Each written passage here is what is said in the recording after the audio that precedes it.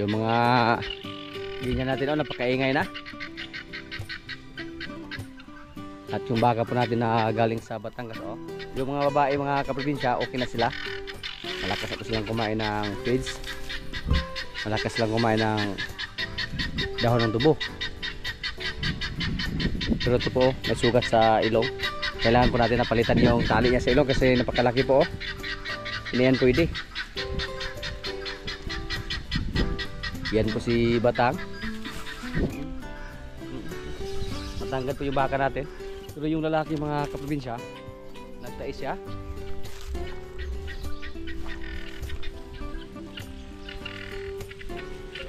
Winay 001 yung number niya. Namayat sila ng gusto dahil po sa stress. Stress po yung mga alaga natin.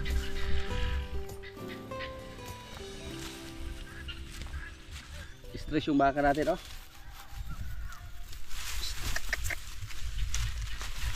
napakatamlay pa nila. Yan po, slimmer. Pakainin natin siya doon. Pero hindi naman tayo masyadong kinabahan kahit nagtae siya kasi malakas naman siya kumain ng mga damo. Maghanap tayo ng mga damo kung saan siya gustong kumain.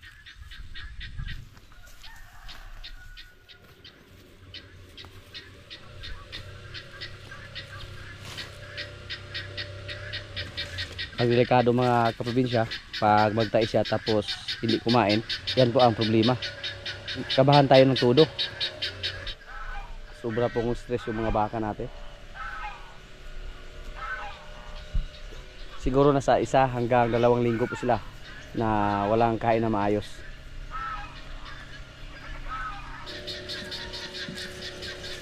Yung tainga nating bakang lalaki, lagpas pa sa kanyang bibig. Napakahaba po yung tainga ng ating mga baka dito na galing sa Batangas. Sana po maparami natin sila kasi marami nang nag-aabang. May gusto nang magpakasta, pero sabi ko po, pag may magpakasta dito, kailangan natin na mahingi ng bayad or charge. Tayo nga, tiniis nga natin yung napakamahal na presyo sa ating baka. Sinugal natin yung pira natin para lang magkaroon tayo ng ganito klaseng baka. So pag may gusto rin na magkapalahi sa ating baka, so mag-invest din sila kahit 3,000 lang per kasta. Yan po, parang take it or leave it yan.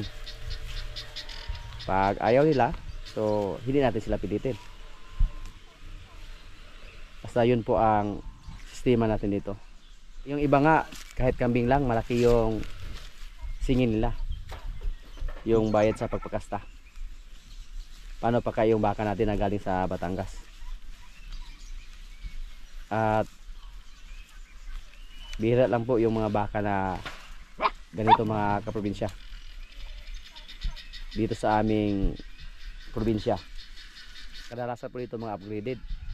Native yung nanay tapos pinai-AI. So gumanda yung resulta.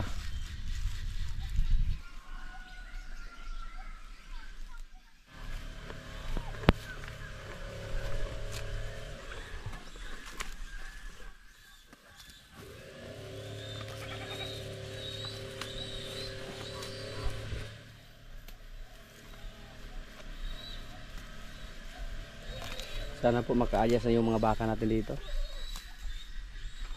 Kasi kabahan po tayo pag lagi na lang magtae yung alaga natin.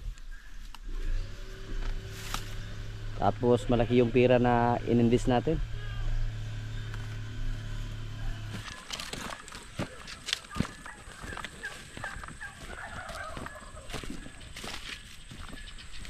Napapansin ko po sa ating baka, malakas siyang kumain ng dahon ng saging.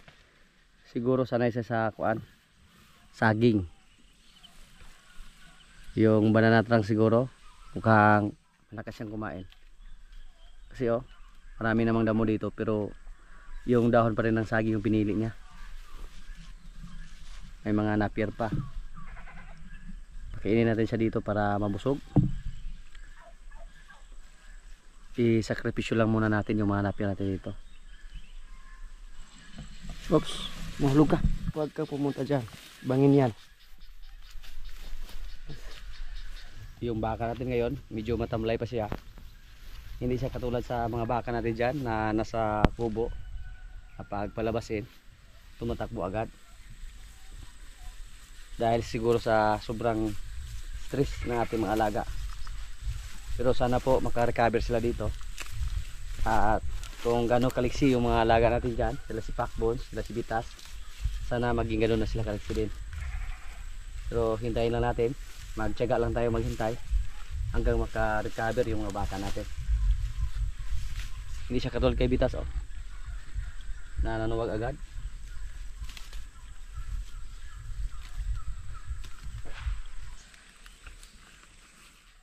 Yung pinaglagyan natin sa ating baka, pag yung mga baka pa natin dito yung nilagay dyan, yung mga damo na yan, ubos yan. Lalo na pag yung isa nating baka dito na si Bitang. Hello. Yan. Gwapo na kay Siglawas. Nung una, napakapayat niya. Pero ngayon, oh, mabait. Nagpahimas lang sa atin. Pag lalaki yung anak niya, okay. At yung dumalaga natin, naghihintay kami na maglandi siya ulit. Kasi pangalawang beses na po niya maglandi. At pag pangatlo na, pakasahan na namin. Napakaganda ng kanyang katawan. In-adjust namin yung pagkain niya para hindi siya tumaba ng husto. Delikado pag hindi natin i-adjust, baka tumaba siya ng husto. Ang mangyari po, hindi siya mabuntis. Katulad kay Bika dati. Napakagandang baka sana si Bika dati. Yung baka natin na nabili doon sa Area 1 at dinala natin dito. Pero sayang po, hindi po siya pinalad. Hindi po siya nabuntis, kaya ibininta natin.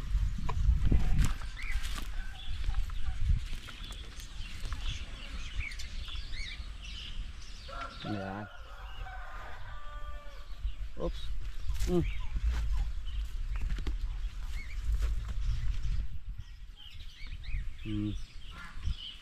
What? Ang gagawin po natin dito mga kaprobinsya, magpagawa tayo ng kubo. Dito lang tayo magpagawa ng kubo para sa ating mga baka. Tapos malaki yung kwarto, hindi katulad doon sa kabila yung pinatining natin.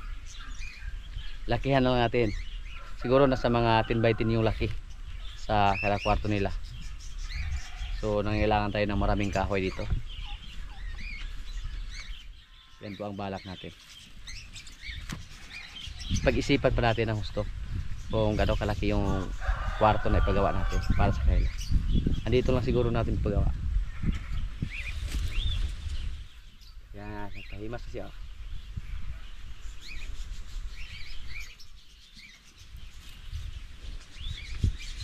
Kawawa yung ilong niya, may sugat.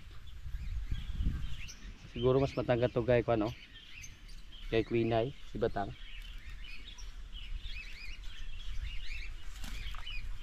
Yan o. Oops, ipumati na. Sa mga nakarang video po natin, pumunta tayo sa stockyard. Tinulungan natin yung pari natin para maibinta yung maalaga niya. Nakakita sana tayo ng kabayo doon na babae, pero hindi natin binili. Sa kadahilanan po, napakarami na po yung alaga natin dito.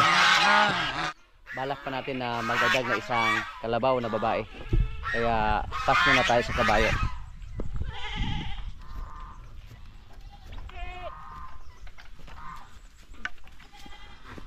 At yung mga kambing natin, oh.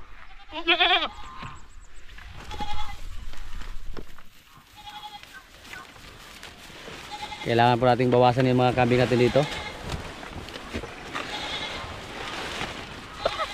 Ano daw? Diyan daw.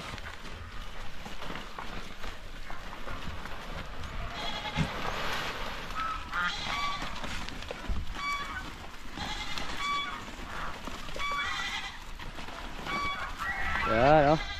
Nagkakaaliw lang yung mga alaga natin. At update ko po kayo sa ating kambing mga kaprobinsya na pinorsil natin. Sold na po yung kambing na yon. Tapos gusto niyang may upgraded siya na babae yung bumili. Kaya yung isa o yung blackhead yung nakunan, yan po ang ipadala natin doon isama sa ating kambing na buwer. Yan, sigurado tayo na hindi magsisi o makabili sa ating kambing. Tingnan nyo po, napakaganda yung tsura niya. Yan, anak po siya sa ating buwer na blackhead na ibininta natin. Mataba po, kaya last din na po nila ngayon sa ating blackhead na babae at sa ating buwer na kambing na si Amer. Binawasan po natin sila or nagbinta po tayo para naman may pambayad tayo sa kambing na binili natin na isang red boer. Nagbinta tayo tapos bumili na naman. Yung mga anak sa ating blackhead na triplets, iwalay na po natin sila para maglandi naman yung nanay nila. Pati yung isa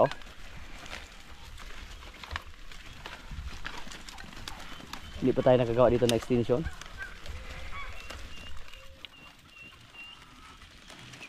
Ito hindi ko alam kung matuloy ba yung transaksyon namin. Sir, pag ikaw ay nanonood ngayon, pag-comment na lang po kasi pwede na natin silang iwalay. Paki-message lang po sa FB natin. Ito na po yung kambing Ngayon pa lang natin siya iwalay sa kanyang nanay Yan. Walang sungay yan. Gwapo kayo. Mas malaki pa siguro yan kay Bubo. Tingnan niyo po yung itsura. Sa ngayon nagdidi pa sila sa kanilang nanay kasi di pa natin na iwalay. Oops, lumabas yung mga kambing natin. Oy! Sa aking pag-alaga ng mga hayop ngayon mga kaprobinsya, sa totoo lang, parang na-inspired ako ng gusto. Kahit nag-invest tayo dito ng mga mamahaling baka, mamahaling baboy. Pero napapansin ko po na napakaganda kahit medyo mahal yung bili natin. Kasi sa mga baka natin na hybrid, pag magsimula lang kumasa yung baka natin, pwede na tayong kumita. Tapos sa mga baboy natin, mahal din yung bili natin sa kanilang dalawa po yung binili natin na dumalaga. Kahit hindi pa sila naglandi, kahit hindi pa sila nabuntis, may gusto na magpalahi sa ating mga alagang baboy. Ganyan po kaganda pag may mga magagandang klase tayo na alaga. Kaya ako po, lalo po tayo na inspired na mag-alaga ng mga magagandang klase. Kaya dito yung mga alaga natin na medyo native lang, dahan-dahan natin sila i-dispose. Yan. Yung mga upgrade din natin dito na babae ngayon, yung pagkasahin natin sa kanila, pag pwede na, yung red boer natin na nabili. Next week, pwede natin makuha yung red boer natin na in-order or pina-reserve. Matapang sila yan. Yung boer natin na kambing, napakaraming nag-inquire, napakaraming nagtanong. Pero yung iba, malayo, kailangan pang tumawid ng dagat. So yung in-entertain natin, yung ano lang muna, yung mga nasa Negros lang na kaya nating atid or kayang i-meet up natin. So ngayon po marami tayong mga medyo native dito, mga upgrade na kambing. Pero dandahan natin silang i-select hanggang gumanda na lahat yung mga lahi natin. Wala nang ganyan ba. Yan. Yung pag-aalaga ng kambing mga kaprobinsya, parang lang, libangan lang yan. Kasi matagal po yung kita sa kambing. Matagal tayo makabinta. Pero hindi lang natin mamalayan na dumami na pala yung mga kambing natin. At pag magbinta tayo, pwede na tayong kumita. Yan bukas, yung babae natin na nakunan, pupunta na siya ng Occidental kasama si Amer. Para hindi malungkot si Amer, padalhan natin siya ng asawa.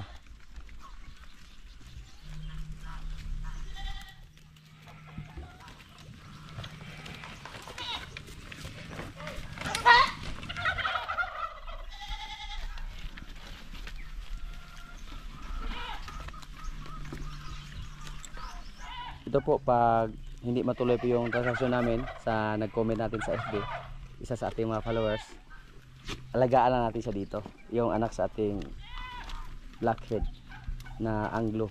Yan, nasasayangan sana tayo sa kanya na ibinta, pero nakapag-commit na tayo, so hindi na pwedeng bawiin. Sir, paki-message lang po sa akin sa FB kung ano ang balak mo dito. Yan. Bukas yung isa nating kambing i-deliver na natin. May nag-inquire dito sa atin ng babaeng baka kung may ibinta ba tayo. May ibinta tayo dito mga kaprobinsya, oh, yung anak sa ating pula. Hindi pa siya nahiwalay sa kanyang nanay. Hindi naman siya masyadong native, pero hindi po si Pugi yung tatay niya. Kasi nang nabili namin yung baka na pula, nakasahan na po sa ibang baka. Yan, oh, napakalaming yung kambing natin. Parang maawa tayo pag ibinta siya. Pero pag hindi matuloy, tulad ng sinasabi ko, pag hindi matuloy yung transaksyon namin sa nag-comment natin sa FB, hindi lang natin siya ibinta. Ang sistema po sa iba mga kaprobinsya, pag may gusto magpa-reserve, humingi sila ng down payment. Ako po, parang ayaw ko pong humingi ng reservation fee ba? Reservation fee yung hiningi nila. Sa akin lang, hindi po ako humingi kasi hindi natin alam kung anong mangyari sa ating kambing. Maporwisyo tayo. Saka na tayo manghingi ng down payment pag ipa-deliver natin. Katulad sa ating kambing dyan, si Amer, na may down payment na yan. Me, iwalay natin si Me. Ilagay natin to sa kulungan. Yung nanay nila yung ipalabas natin. At pakawalan natin yung isang buwer natin. Tapos yung mga anak nila ang ilagay natin sa loob. Ito na po si Amer, oh. So last din na po yan ngayon. Ito si Astro. Yan. Ito po mga kaprobinsya, nabili lang natin to. Pati ito.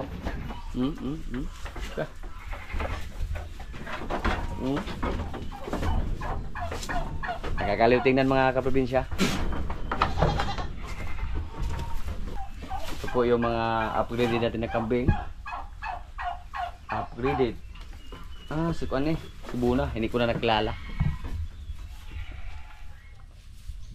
Yan po yung baka natin na babae na balak natin ibinta. Yan, hindi naman siya masyadong nitib mga kaprobinsya. Tingnan niyo po yung puso niya. Tapos hindi naman siya masyadong maliit. At malakas siyang kumain ng feeds. Yan. Si Tanggol. Hindi po natin ibinta si Tanggol. Ang ibinta natin yung nanay lang niya. Yan po, yung nanay ni Tanggol. Siya po yung ibinta natin. Si Marimar mga kaprobinsya, malaki na. Malakas din silang kumain ng fish, tingnan nyo po. Ang ginawa po namin dito, iniwanan lang dito ng feeds at saka tubig. Kusa lang silang lumalapit sa fish na nilagay namin. Yan.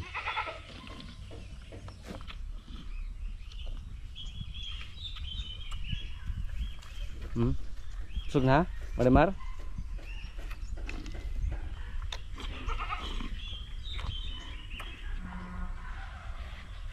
Pag dito po kayo makabili ng mga baka sa ating area, safe po tayo.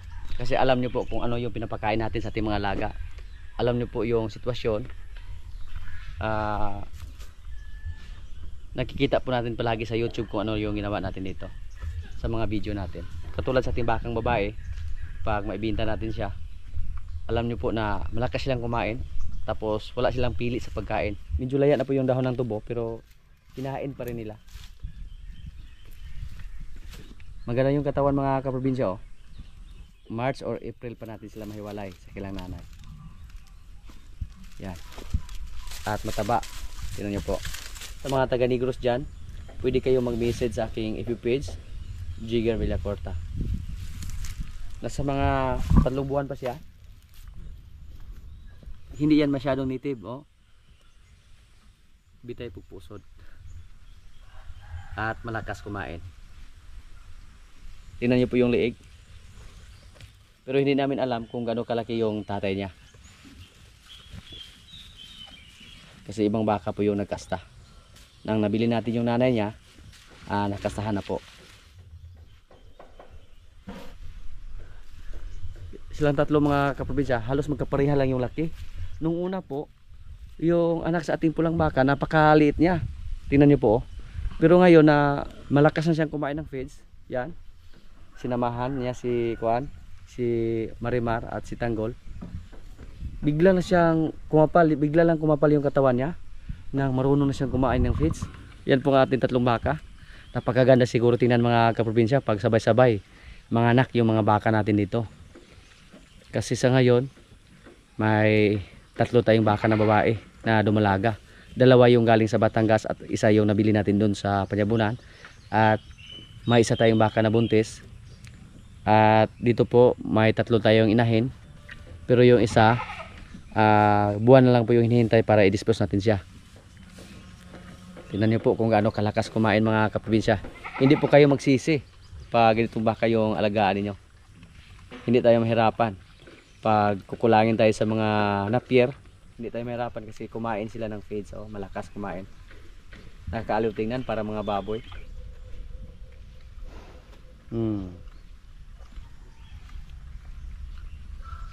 Sus, namangha ako sa ating baka oh.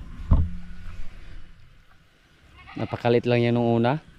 Mas malaki si Marimar pero mukhang nasakpan ra si Marimar. Napaka-cute tingnan mga kaprobinsya. Mga baka yan ha, hindi yan mga baboy na kumain ng feeds.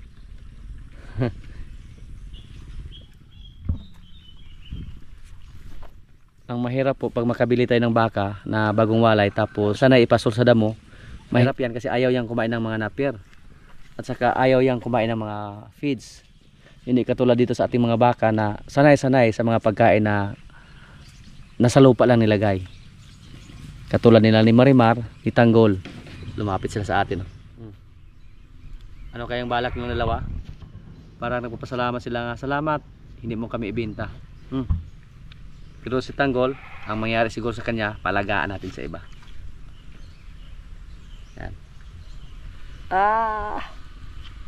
Baho na kong baka ni. Okay. Pinagtulungan ako mga kaprobinsya oh. Okay, asgad gini.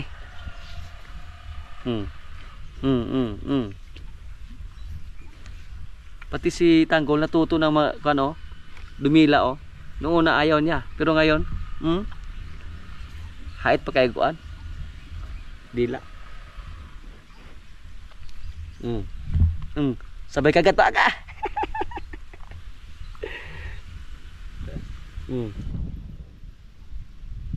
Si Marimar mga kaprobinsya, siguro si Bitas yung pakasahin natin sa kanya. Tapos pag may anak siya na babae, pakasahin natin sa ating baka na galing sa Batangas. Depende lang kung ano natin gagawin. Yung pula nating baka, yung nanay niya, unti-unti nang tumaba kasi palagi namin nilagay doon sa labas oh. Tapos nang kumain lang ng dahon ng tubo, pinalabas namin siya. Pero maganda yan pag dumila sa atin kasi hindi sila mailap. Himas-himas natin sila palagi. Parang namimiss tayo sa ating alaga kasi matagal na po tayo hindi nakalapit sa kanila. At tingin-tingin lang tayo sa labas. Chiking-chiking lang. Kaya nang pumasok tayo dito, hindi nila pinalagpas yung pagkakataon. Tama na. Tama na.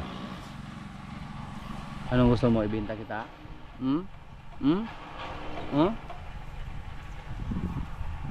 Huwag kang magpakon ha, magpanitib-nitib. Ibenta kita pag nitib ka.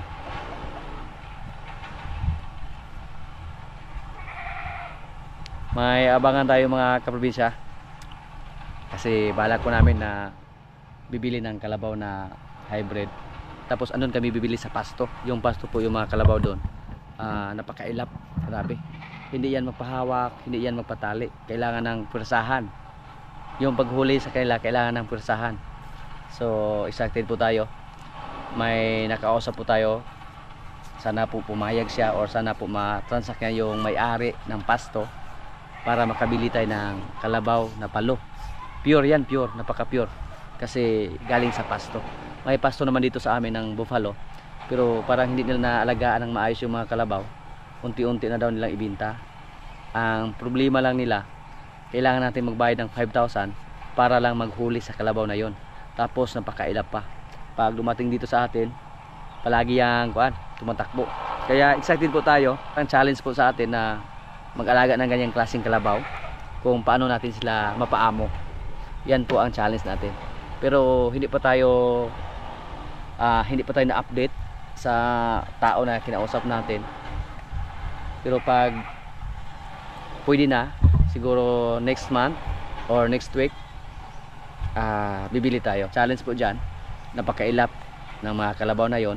Ayaw magpalapit, ayaw magpahawak, ayaw magpatali. Yung paghuli sa kanila pahirapan, yung pag-alaga pahirapan, kasi hindi sila sanay sa tao. Para silang wild, kasi yung pasto napakalaki, parang isang barangay yung pasto nila dati. Pero ngayon unti-unti na daw lumiit yung pasto kasi kinultivate ng mga tao yung lupa, kaya bawasan nila yung mga kalabaw nila. So ang bibili natin yung babae. Yan po ang isa sa ating mga abangan dito. Na-challenge po tayo mga kaprobinsya na mag-alaga ng magandang klaseng kalabaw or baka, kasi pag magandang klase yung ibinta natin, napakadali lang ibinta. Pag dalhin natin sa stockyard, napakadali lang.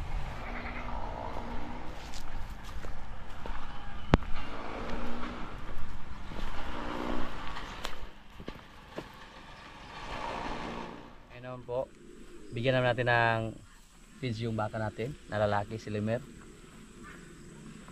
Dahan lang natin siyang turuan, hindi tayo susuko sa kanya. Tapos haluan natin ng vitamins. Ito po, King's Vita Plus Animal Feed Supplement. Wala po tayong ibang vitamins na ginamit para sa ating mga alaga. Ito lang, yung King's Vita Plus. At napaka-effective to gamitin para sa mga alaga ating manok, pabo, baboy. Pwede sa kambing, pwede sa rabbit, pwede sa kalabaw. At napakasimple lang ang paggamit sa King's Vita Plus Animal Feed Supplement. Isang kutsara lang sa bawat 4 na litrong tubig, or isang kutsara sa bawat 3 kilong feeds. Kunti lang to mga kaprobinsya, kasi nung una kunti lang yung kinain niya.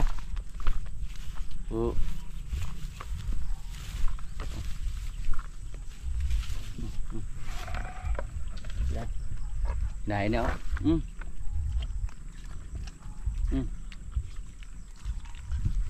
Gusto niya palaging uminom siya ng tubig na marami. Pero konti lang yung tubig na nilagay natin. Parang dehydrate siguro. Dahil sa init ng biyahe nila. Kaya gusto niya palagi may tubig. Gusto sana niya uminom ng tubig, pero bawal po sa kanya yung maraming tubig. Kasi nagtais siya. Naubos po yung binigay natin mga kaprobinsya, oh. Ang ginawa natin, dinagdagan natin ng tubig, tapos parang gilugaw ba, para pag suyop niya masama yung feeds. Yan, effective yung ginawa natin. Ayaw niya sa kulang sa tubig.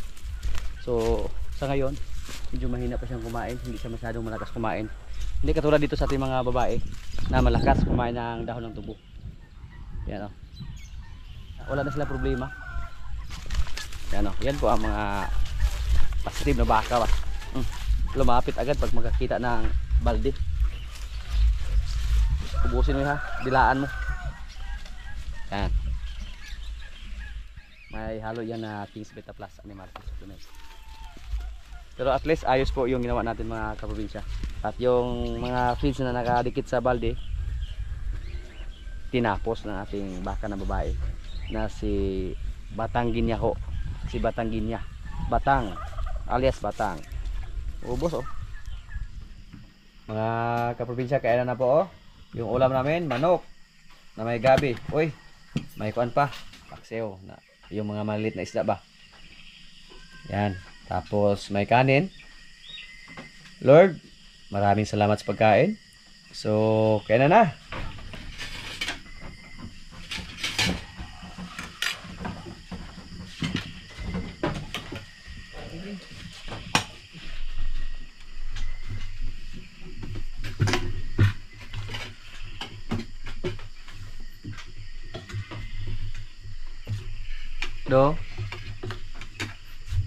Do.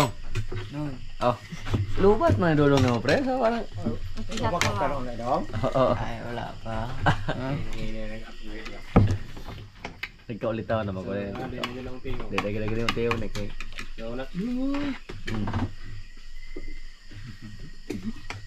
Natak breeding ni mana. Breeding ni mo pre tawagan ko na pre mo prespas na ba kay murag Ding. ana otropot. Nah, Activity na activity. nah binjak.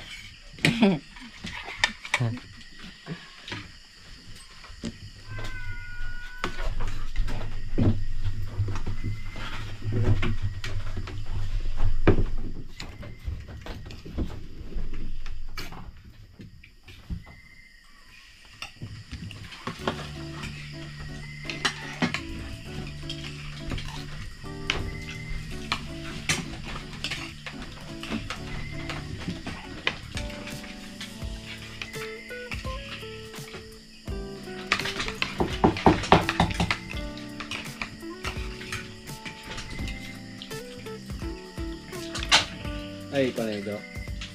Pinunyo. Ay gamay. Hawaan sinaw. Pero mo dito nakaon ko ba? Ang ito ah. Dito sa kaon daw. Napabayabo na dyan. Napabayabo na. Barbaan. Anak ba? Balik sa barrio. Sigurado na puno.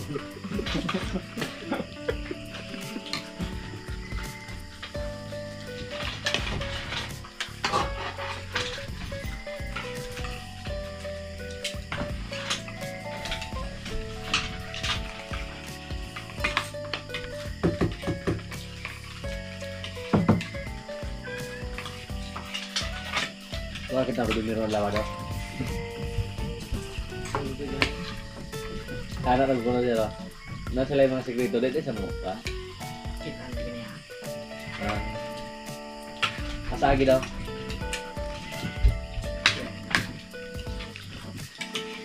Iblas mo na kayo.